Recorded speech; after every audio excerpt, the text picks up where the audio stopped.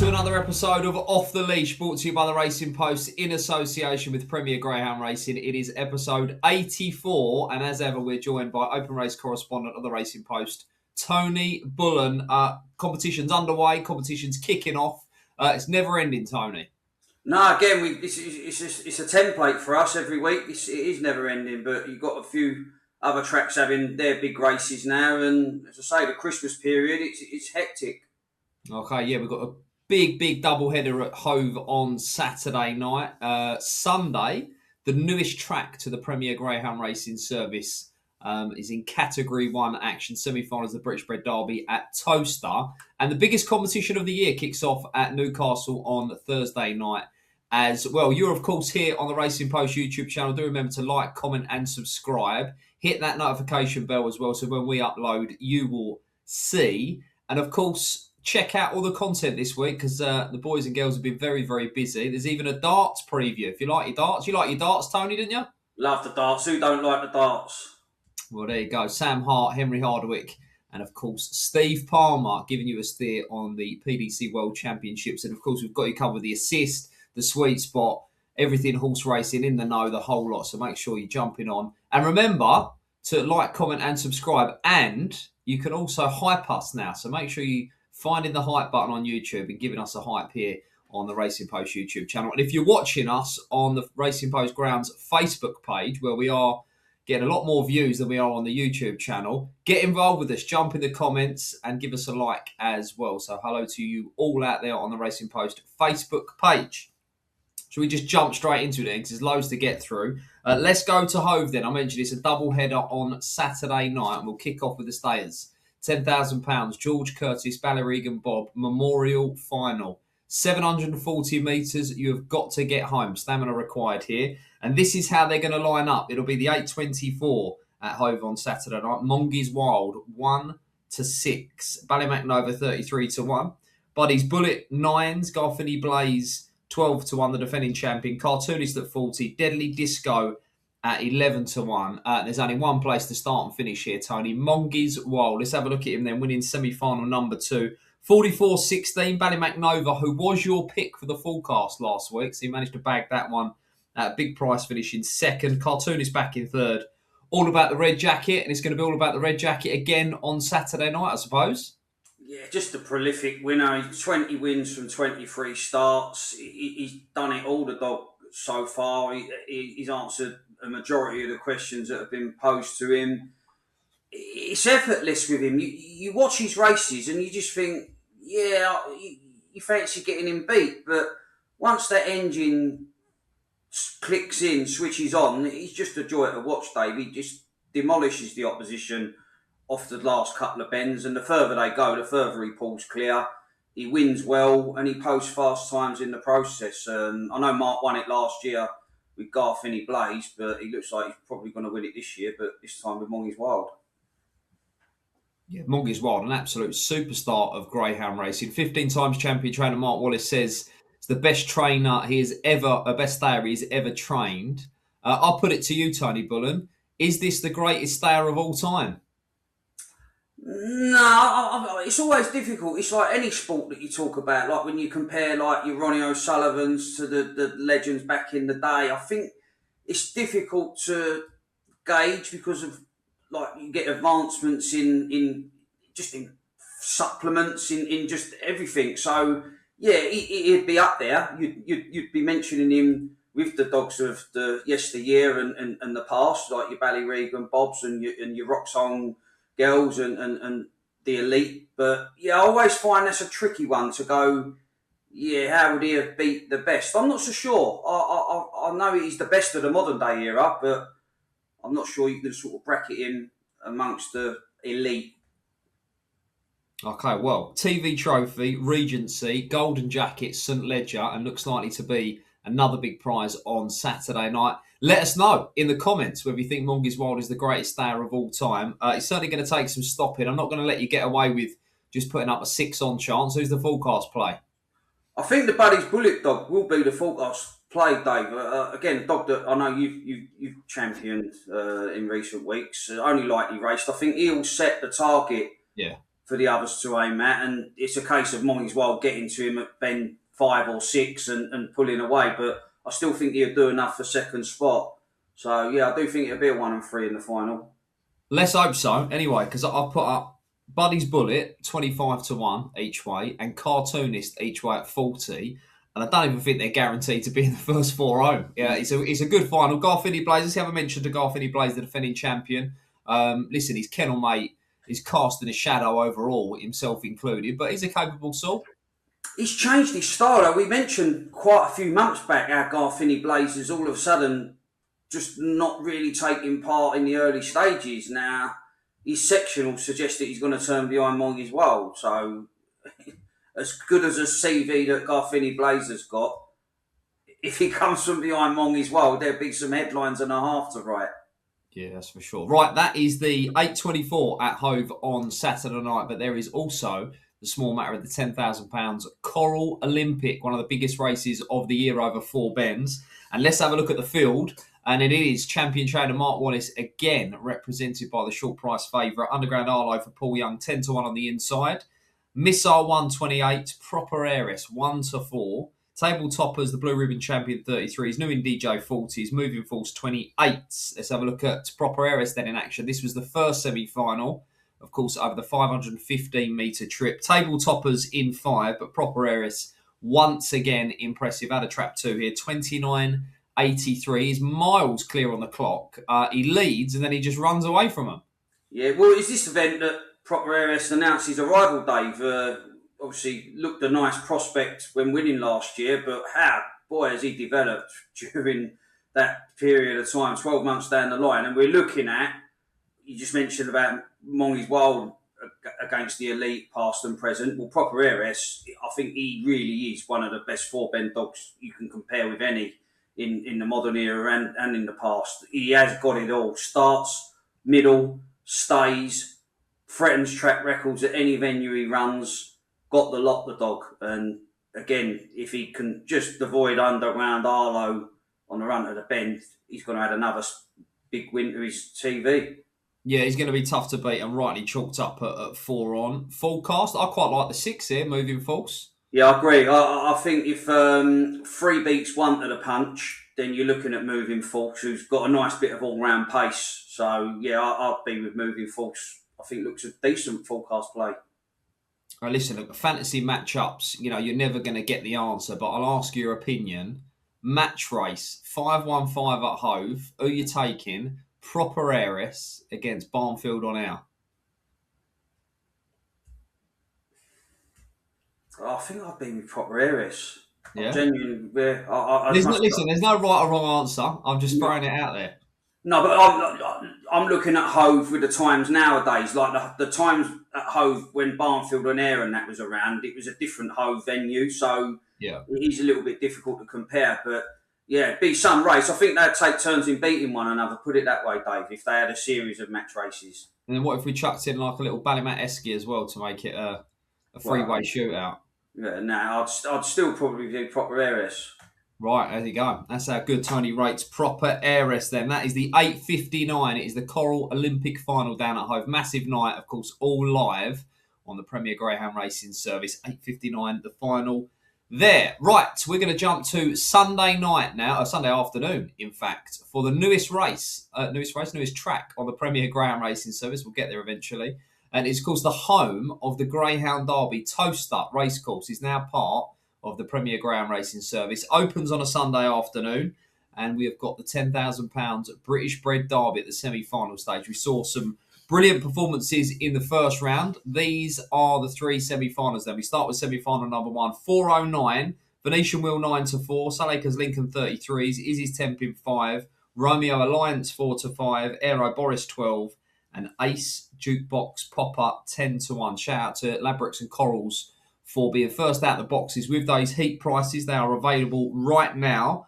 Where are we going here then? We've got an odds-on favourite, Romeo Alliance, who's a dual Cat 1 winner. He won the Juvenile Classic and the Puppy Classic up at Nottingham, of course, the Juvenile Classic over course and distance. Is it as straightforward as the betting suggests? Yeah, I think Connections will be well pleased the way the draws worked out, Dave. I mean, Izzy's Tempin took advantage of a lesser heat when winning last weekend. Venetian Will's obviously got plenty of scope for improvement, but although he had a little bit of a dip in form, Romeo Alliance, he still broke the 29-second barrier when finishing runner-up last weekend. Anything like that, I think, will suffice. Okay, it's going to be 2 votes then for Romeo Alliance. Let's move on to semi-final number 2. 428, Salakers Boris 33-1, Bertie's Decision 10, Coppice Lottie 13-2, Keyfield Rocky, who's the defending champion for Phil Milner 2-on, Kick on Archie 9-2, and Spiridon Zealous 8-1. 2-on, the good thing, and I think it is a good thing as well. Yeah, I think the traps will open. Keyfield Rocky will pop his head out in front, make all. Again, draws worked out extremely well for the first 2 semi-finals. Okay, right, let's move then to the main event on Sunday afternoon at Towcester. It's semi-final number 3 of the British Bred Derby. It could easily be the final, and I really mean that as well. 447, Trap 1, Keyfield Goose, 3-1, who was the fastest heat winner last week. Sign It Morgan 20s, King Memphis 2-1, Romeo Still 6-4, Romeo Ability 11-2, Romeo Tribute 33-1. Before I get your views on what is going to happen in this race, Tony, let's have a look back then. He wasn't the fastest on the clock, but it was great to see him back in action. King Memphis winning Heat 4, out of Trap 4, Kick on Archie back in third, Romeo Tribute in Kick on Archie in second, Romeo Tribute in third, 28.98 here. Of course, if you cast your mind back to last year's Derby, this was the ground that turned up and was favourite for the final. It's good to see him back.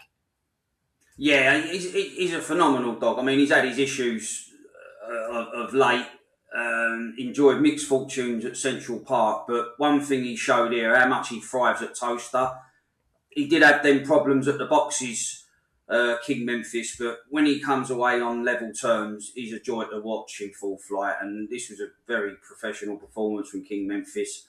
As you've touched on, what a race we've got in prospect here. I mean, this could be the final itself.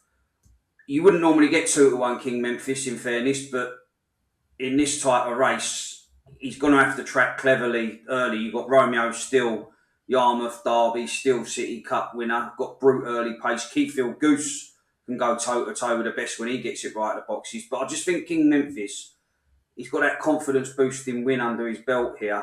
Put the time up. I mean, any dog that dips under the 29-second barrier at Towcester are very good and above average, and that cemented that good performance for me. I think if he can look after himself early, Dave, he passes his test. Do you think he can hold Romeo Still to the corner?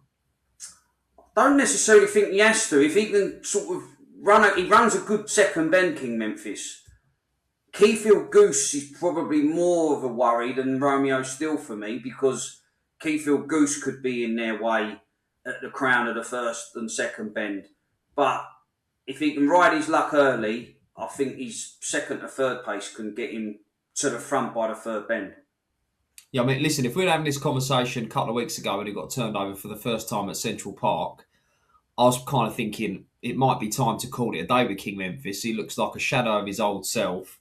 But I spoke to Rad McNair, assistant to trainer Liz, and of course her husband, and he just said that the longer this dog's off, the longer he takes getting back the condition and fitness. But they think he's back to where they want him to be now. When I spoke to them prior to the first round, they said a run or two and this dog's going to be right where we want him to be. And here we are. And I think he might just pop out and make all it, which seems like a mad thing to say because Romeo Still has got unbelievable early pace. But if he does, the referee can wave it off down the far side, can't they? Yeah, exactly that. And I think the Towcester factor comes into play. I know it's silly to say the dog's not at his best at Central Park because he's got quality form wherever he runs. But I bet when Rab and Liz got him out in the van, I bet his old ears pricked up when he knew he was at Towcester. Some dogs know. I've been there, and you get your dog out and they're like, I know this venue, and they just come alive. And he came alive in the first round. Yeah, so as Tony says, it's not often you can get 2-1 about a dog like King Memphis, but there you go, the price is there. Semi-final number 3, Romeo Still, of course, the anti-post favourite, and rightly so. East Anglian Derby champion, Still City Cup champion, 6-4. Hell of a race, that one. That is the 4:47 at Towcester on Sunday afternoon, of course, live on PGR. Right, at the time of recording, it's tomorrow. that is Thursday, and it's the biggest race of the year getting underway at Newcastle, the £20,000 Premier Greyhound Racing All England Cup, and it is a bitch that heads the market with most of the firms, and that bitch is Brian Fairbairn's Slingshot Poppy. Now, I know you're a massive fan of this bitch, Tony. You put her up for the Classic at Sunderland, and she got tangled up in a semi-final, but she came back for the consolation, and this is what she did. Out of trap 2, 26.58, Mad About Peck in red, Dear Jet Rocket in... Mad About Peck in 4, Dear Jet Rocket in red. This was a good race with lots of early pace in it, but she was absolutely different class, and this is a special bitch. Yeah, very good. I mean, she's far from the finished article as well. Obviously, her sole defeat came in the semi-final of the Classic, but when she gets you right at the boxes, she's just absolutely phenomenal. I mean, she starts and stays as well. I mean, she's got 28-20 for the 480 at Newcastle. She dipped inside the sprint track record in a sprint trial.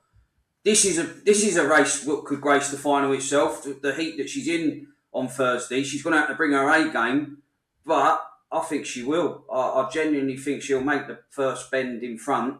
She scampers round the second bend, and if she's in front, I can't see her getting beat, Dave. Yeah, class act, Slingshot Poppy. Let's have a look at the market then. You can get 11-4 out there if you shop around. She's the market leader. Zenith Tanju, second in for Jimmy Fenwick, of course, has got a good record in this event. Wiki Ned, etc. 7-2 second in. Santa's Amigo recently won the Classic, 8-1. Elusive No More, the Jim Crack went up for Jimmy Fenwick, 12-1. Droopy's Bookham Derby semi-finalist, 14s. Hardwick Woody, 14s. 18s bar. Listen, she's going to take some stopping, I think, Slingshot Poppy. I got Newcastle marked as a bit of a speed track because of that tight first bend. And she's going to take some leading up and some catching. So a worthy favourite, but who are we going for outright honours? Yeah, 2-1, 11-4 for 3 rounds. I'm gonna take a chance with Droopy's Bookham on the each way side of it. Now, I'm not sure he's fully at home on home soil. He didn't really come forward as expected following his exploits in the Derby, but he's a strong sort, and I just think this competition, there's a lot of early pace types in this event, and I think it could play into the paws of something like Droopy's Bookham to keep qualifying, and you've always got to squeak if you make the final, Dave. Yeah, massive fan of the Derby semi-finalist, Droopy's Bookham. I backed him and tipped him each way in the Olympic down at Hove. You know, it's a long old way for them to travel. It didn't look comfortable on the bends for me. I don't know whether he just weren't having the track. Some dogs don't with the camber down at Hove, but he didn't look great on the bends to me. But he's got a massive engine, and with a clear run, you know, I think he's right up there as one of the fastest dogs in training. Yeah, again, I watched him in the Northern Flat, and he ain't been putting up the 28, 20, 30 times. He's only been doing 28, 60s, 70s, which for a dog of his talent, even in a solo trial, is a bit strange. Yeah. Interesting. Very, very interesting. I'm going to keep it really simple. I'm not going with the favourite. I'm going with the second favourite, a dog formerly known as Solo Mio, who made it to the Derby final.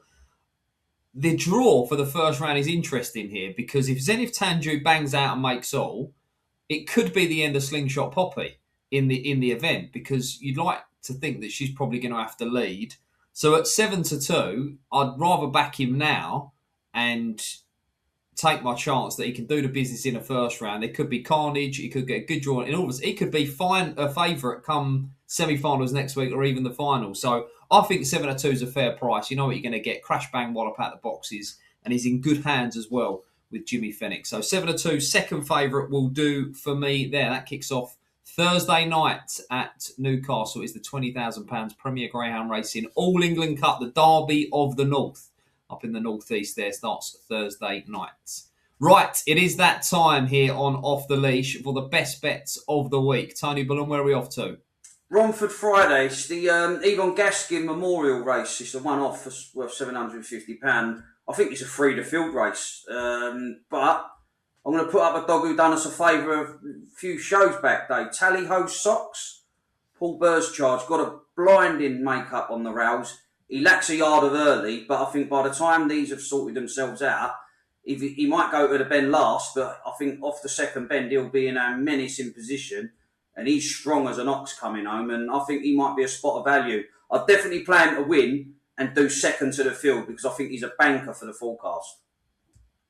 Right, there you go. 8:19 at Romford then on Friday night. I'm going to go Saturday night at Hove. It's a massive night of action there. 2 Cat 1 finals. But one of the later races, the 9:16, might be the last race on the card. We're going for Crash Bang Wallop out the boxes. Catch Me If You Can. Cloner Cody, who's in trap 6. 5 is vacant. I think the dog, I think he's down the middle. Racket Hall Brute is going to make the mark here. But if he can get first run and build a big lead, I think we might go a bit of a price there. So Cloner Cody in the stripes will do for me. Off the front, 9:16 at Hove. Catch Me If You Can. Right, that is it then. It's a very, very busy week. We'll try and catch our breath at some point, Tony. But thank you for your time and expertise as ever. And you out there watching us, whether it be on the Racing Post YouTube channel or on the Racing Post Grounds Facebook page, get involved with us. Like, comment, subscribe, hype us as well on YouTube. Remember to do that. And of course, remember to smash that notification bell as well. We will see you next week. Do remember to gamble responsibly and enjoy the ground racing.